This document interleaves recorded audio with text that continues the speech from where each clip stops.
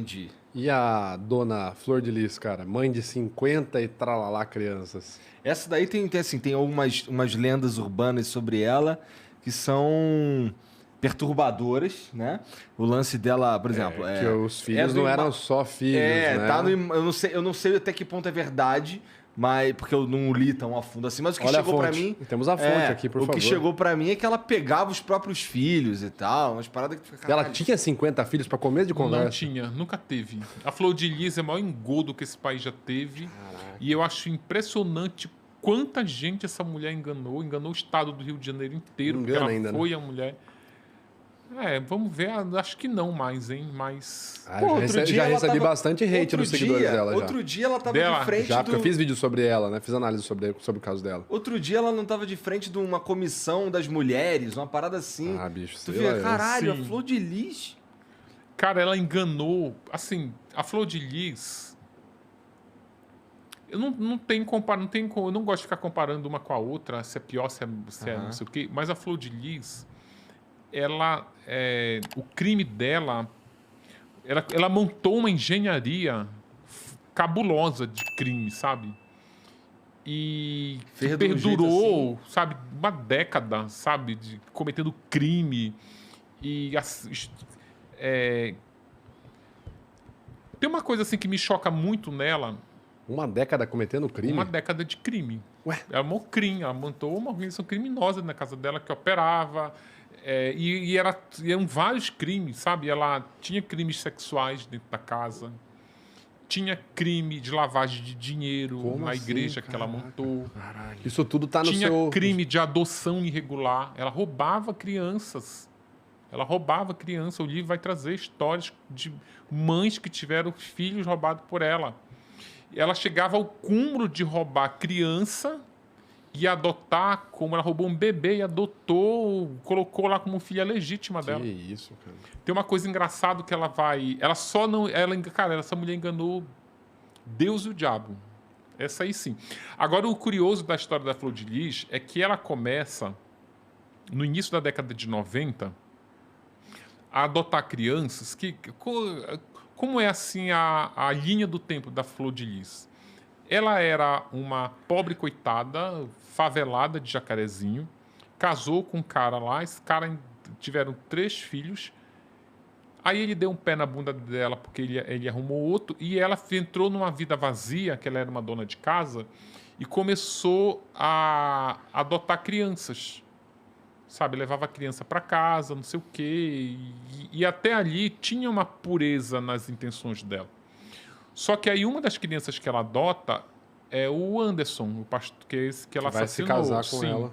Ela adota. Caralho, aí sabia disso. O Anderson começa a namorar a filha mais velha dela, que se chama Simone, que é filha com o primeiro marido. Doida, cara. Só que aí, em algum momento, ela começa a se relacionar com as duas ao mesmo tempo.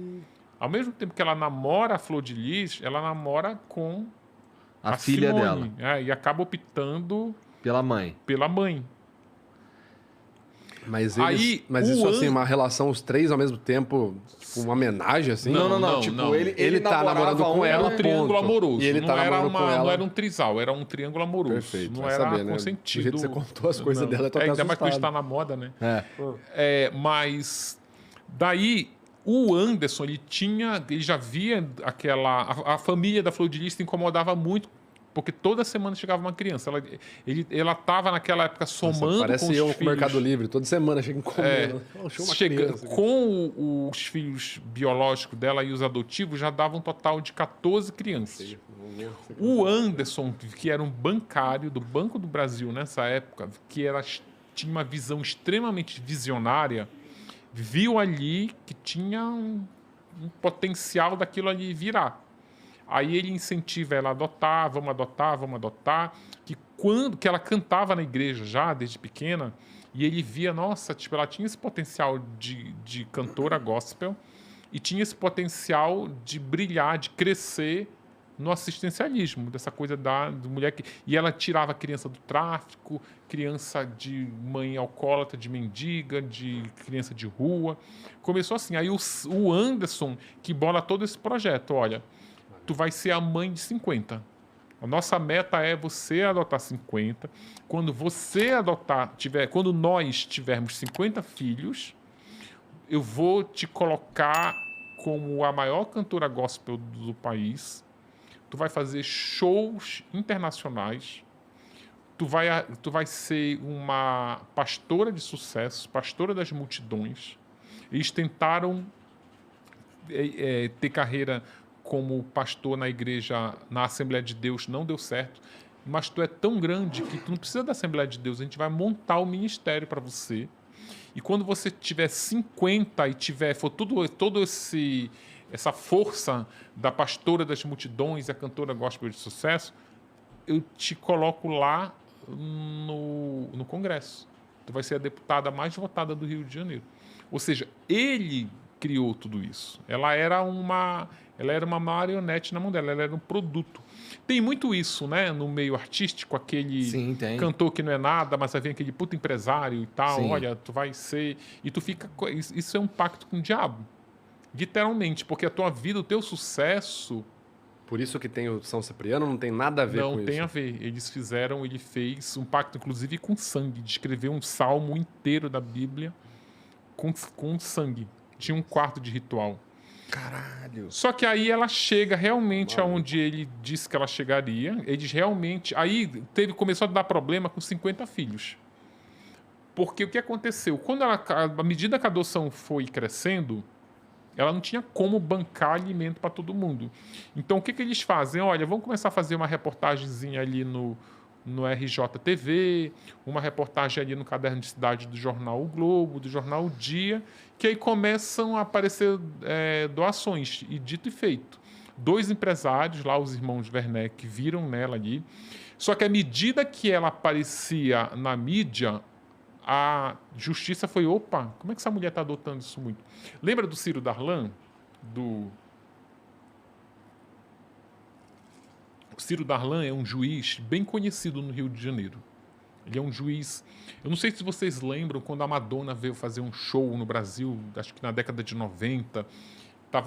Ele queria proibir o show porque o show era muito... Porra, não lembro. Aí depois tinha uma novela na Globo, ele até me falou o nome da novela, eu esqueci agora. Tinha uma novela na Globo que a Giovanna Antonelli, ela fazia uma prostituta e ela tinha uma criança.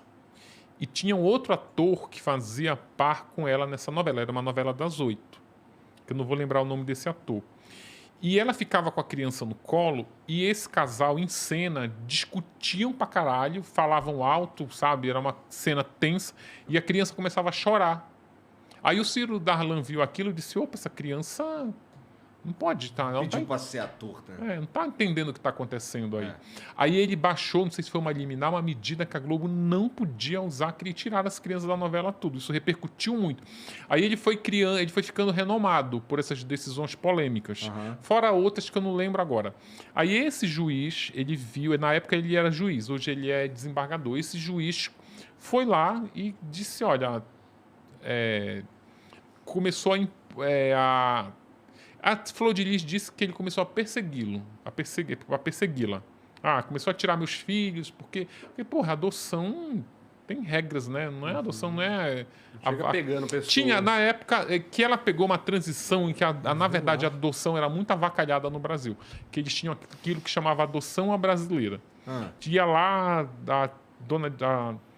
A fulana lá ia trabalhar na tua casa, fazer faxina, ela tinha um bebê, não tinha como criar. Não, eu vou criar, e tu ia lá e registrava. Tinha muito isso no Brasil, principalmente na região norte. Então ela começou a adotar, ela estava adotando assim, a brasileira, sem legalidade nenhuma. O juiz, quando viu na mídia ela lá pedindo doação, foi lá e começou... Aí ela fugiu com as crianças e tal. Aí esses empresários começaram a ajudá-la. Eu vou montar uma casa. Aí ela fez um acordo com o juiz. Olha, você não adota mais nenhuma. Acho que eu puder legalizar, eu legalizo. Ela não conseguiu legalizar todas porque ela não conseguia identificar a mãe de algumas delas para consentir a adoção. Só que aí ela continuou com aquela coisa, precisava aquela meta de 50. A gente precisa ter 50.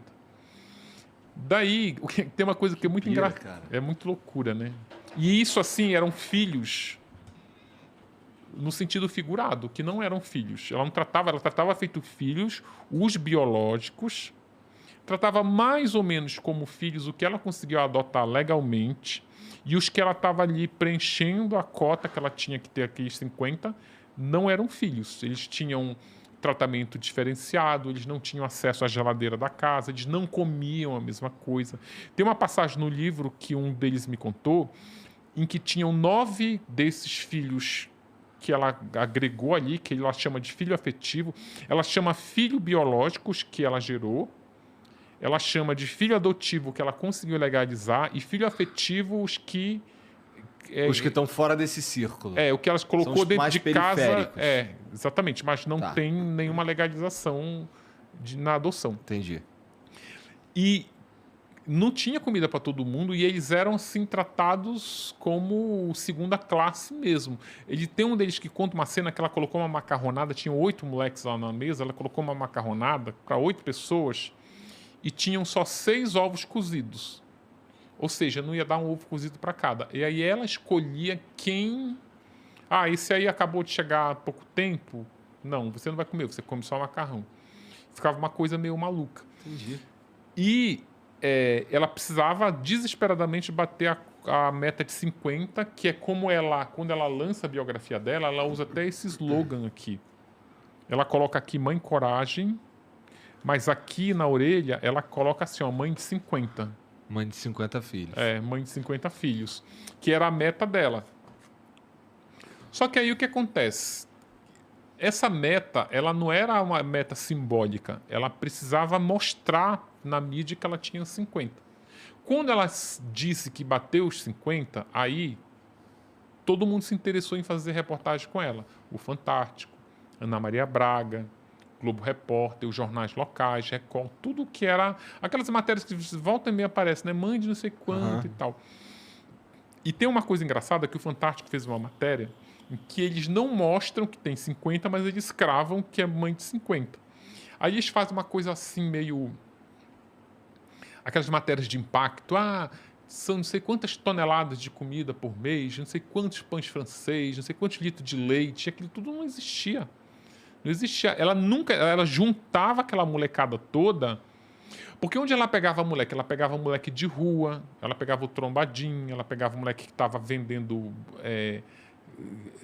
bala na sinaleira, pegava o batedor de carteira. Não, vamos para cá, que eu preciso juntar gente aqui para eu dizer que eu tenho... E ninguém via ver se era filho dela de verdade, coisa Não, do filho tipo. de verdade não era, mas ninguém ia ver se aquela criança realmente, aquele moleque realmente morava na casa Se dela. ele comia comida ali de verdade não, mesmo. Ninguém... cara, tu sabe como eu descobri isso? É muito engraçado. Eu tava era em outubro do ano passado, não, novembro do ano passado, eu tava conversando com uma pessoa muito próxima dela, que tava ali na linha de frente ali da casa.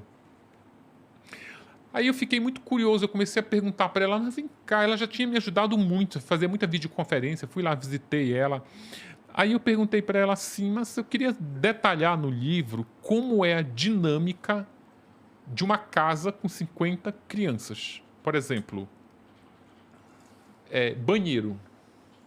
Para 50... Cara, tu tem noção do que é 50 pessoas juntas? Pois é, né? Quando eu entrei na universidade, a minha turma tinha usado. 50 alunos, era uma sala grande de gente, cheia de gente. E lá em casa, quando eu era adolescente, nós éramos 4 irmãos, pai e mãe. Já era uma puta estrutura para ir para a escola de manhã, para comer, sabe, tu ia no fogão, era várias panelas assim, né? Como é que se faz comida para 50? Onde é que lava a roupa de 50 crianças? São perguntas que são óbvias, mas ninguém faz, né? Ninguém faz. Ninguém fazia, né, na época. Aí eu ficava pensando, por exemplo, onde lava essa roupa? Cadê a panela que cozinha para esse batalhão? Aí a mulher começou a rir de mim, né? Ela começou, sério que tu acredita que tinha 50 crianças aqui? Falei, não tinha. Ela falou, claro que não. Moleque de rua que ela chamava para cá para fazer número. E isso fica muito evidente, que aí a matéria do Fantástico botou as crianças ali, era uma matéria mais de curiosidade, né? Dos pãezinhos, da tonelada de... Mas aí, quando ela vai na Ana Maria Braga, em março de 2014, 2013 ou 14, nem lembro agora o ano, mas enfim... Ela vai na Ana Maria Braga. Só que aí a Ana Maria Braga, a produção da Ana Maria Braga, ligou lá para a casa da Flor de Lis e disse, olha, a Ana Maria Braga vai conferir. Gente, ela ficou desesperada. Só tinham na casa 32 crianças. Elas ficaram desesperadas e pega a criança daqui, liga para a irmã, traz teu filho, traz meu sobrinho, foi nas vizinhas, bora aqui, não sei o quê. E foi na rua, pegou mais um bocado. E mesmo assim ela não chegou aos 50. Ela chegou a 42. Aí o programa da Ana Maria Braga começa com aquela fila indiana. Era numa época que ela tinha um cenário que era uma casa. E o estúdio dela era uma casa, que era uma casa meio elevada, tinha uma escada assim para um bosque. E estava aquela fila indiana. Aí a Ana Maria Braga pode entrar. E ela começa a conferir. Eu até fiquei pensando, gente, sério, porque programa demora, né? O programa tem outro time, né? E ficou lá a Ana Maria Braga 1, 2, 3, 4. Vai entrando. 4, 5, 6. Gente, dá 48. Eles ficam muito sem graça. Dá 42. Aí a Ana Maria Braga, uai, cadê o resto? Aí ela começa a... E, porra, ali era a chance dessa mulher ser desmascarada, né? Mas ela engana a Ana Maria Braga. Ela diz, tá na escola, tá no MES. Sabe que 50 crianças, né? Tem uns que estão na escola, uns que estão doentes, então não sei o quê, visitou a mãe biológica. Mas ela engana direitinho. É o que a gente fala, né? A dissimulação, ela funciona muito melhor quando você já tem toda a capa do mago construída, né? A capa do mago é a autoridade. Aí já foi em um programa, um aqui, outro ali, já saiu notícia no jornal. Cadê? Falta 8? 8, um ali, outro aqui. Cara, é muito impressionante ver, porque tipo, isso aí é o começo das fake news no Brasil, né? Tipo... Será que ela sabia o nome de todo mundo? Duvido. Não sabia. E era rotativa. Não tem como botar a foto da família aí? Tem como botar uma foto da família. Bota aquela foto da família aí, cara. A família dela era igual a Malhação. Cada temporada renovava o elenco. Vai renovando, muda. Era 50 com o elenco novo. Não, mas eu tô nesse momento fazendo esse trabalho. Eu tô pegando fotos antigas. Ó, essa foto é oficial que ela fez. Cadê ela? Ela tá ali, tá ali, ó. tá ali. Meio, com uma criança no colo. Não parece estar 50 aí, não. Cara, eu já tentei conferir, eu não consigo. eu me embanando, eu tenho Mas é gente pra cacete. Eu tenho que sair riscando, assim, 1, 2, sabe? Eu não consigo conferir. Caraca. Mas não é. Essa aí é o maior exemplo da foto fake. Mas você sabe que tem software que faz essa conferência de rosto sozinho pra você. É o Face Identification, uma coisa assim. Mas aí eu acho que tem 50 porque ela precisava mostrar... sim, deve ter 50 porque precisava. Se bobear tem 50 certinho. Se bobear tinha 48, tava passando uma criança ali na rua, ela chega aqui pra fazer a foto rapidinho. Cara, isso tem uma cara de foto do tipo 2012, 2013, começo do Facebook ali, quando o Facebook começou a bombar no Brasil. Caraca, cara, que doideira. Porra, mas aí uma parada que é interessante pra mim, cara... Aí, só pra concluir a história do pacto que a gente tava falando, aí então, quando ela bateu a meta, ele realmente prometeu tudo que ele tinha dito que aconteceria. Ela se tornou a mãe de 50, ela ganhou a mídia, se elegeu deputada, e se tornou a cantora gospel e montou um ministério Flor de Lis que chegou a ter 9 igrejas, com arrecadação que chegava oficialmente a 6 milhões de reais mensal, mas que já tinha um caixa 12 ali que ele andava com mochila cheia de dinheiro, que estima-se que esse valor era 3 vezes maior. Porra! Só que aí, cara, de igreja dá muita grana. Aí sim dá comida para 50, né? Olha, igreja dá muita grana. E ele era... Eu vou logo deixar claro aqui que o advogado do Anderson, da família do Anderson, o Ângelo Máximo, já até me ligou hoje, contestando algumas informações que estão nessa matéria do UOL, contestando informação que vão estar no livro.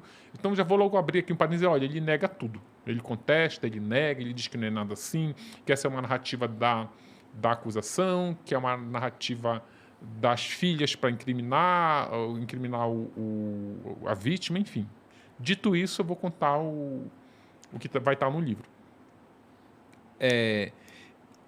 Ele era muito mercenário. A igreja dela era muito mercenária com arrecadação mesmo. Tem um caso de uma família que é uma história bem comovente. Eles eram muito rigorosos com a cobrança do dízimo. Tinha um caso de uma família que ela pagava um dízimo rigorosamente. Era um dízimo que ele era mais ou menos uns R$2.000, que é um valor alto para tu dar ali para uma igreja, ainda mais para uma família de classe média. Só que aí o cara, que era o chefe da família, ele descobriu que estava com um tumor no cérebro.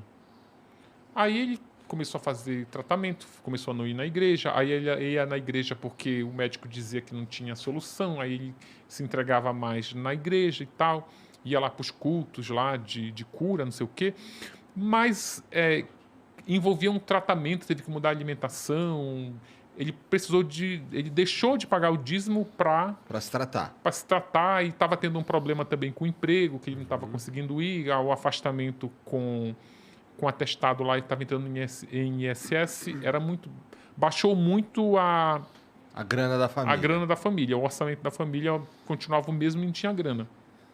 Ele deixou de pagar o dízimo. Pois o Anderson foi lá, segundo essa família, foi lá pessoalmente, com a desculpa de saber por que ele não estava indo mais na igreja, falou, e o dízimo? Ele falou, olha, não temos condição de pagar o dízimo. O cara tá mais morto do que vivo, já está ali na cama, ó. Está com uma dor de cabeça, que era um tumor que estava crescendo, uma dor de cabeça. Sabe o que ele falou? Pois é agora que ele não pode atrasar o dízimo. O cara vai morrer daqui a pouco. O dízimo tem que estar em dia para ele garantir a entrada dele no céu. Caralho, inacreditável. Nisso? E era uma lábia, sabe? O livro, é até bom eu aproveitar e falar o seguinte. O livro da Suzane, ele tem um universo prisional. É a história de mulheres que cometeram crimes... E estavam lá em Tremembé e tudo mais. Estavam lá em Tremembé, tá variado. O da Elise, ele tem como pano de fundo a prostituição. O da Flor de Lis, ele tem como pano de fundo pessoas que usam a religião para cometer crimes. Quando eu falo usa a religião, são aquelas pessoas que se dizem ter uma procuração de Deus para vender um terreno no céu. Exatamente. Vender um terreno no céu e lavar dinheiro. E é tão falso, porque eles vendem uma imagem lá no púlpito, no palco, mas aí é o cara que vai pro swing, é o cara que vai... abusa sexualmente. Que faz ritual sinistro, né? Faz rituais satânicos, exatamente. Então João de Deus, né? Mesmo esquema. E também para os evangélicos, para eu também não despertar a ira, porque eu já recebo muita mensagem, tá generalizando. Nos evangélicos não são assim. Não são. Não são todos. Eu estou retratando esse recorte aqui da Flor de Lis e do Anderson, não da comunidade evangélica total. Claro. Mas, para também eu não diminuir um pouco a ira desses evangélicos, o livro ele vai trazer como histórias paralelas outros líderes religiosos que também cometeram crimes, ou o padre com a batina, que estuprou crianças, que tem uma história também bem emocionante. Tem também de pastores que cometeram outro tipo de crime. Sim, está recheado desses bandidos que usam o nome de Deus.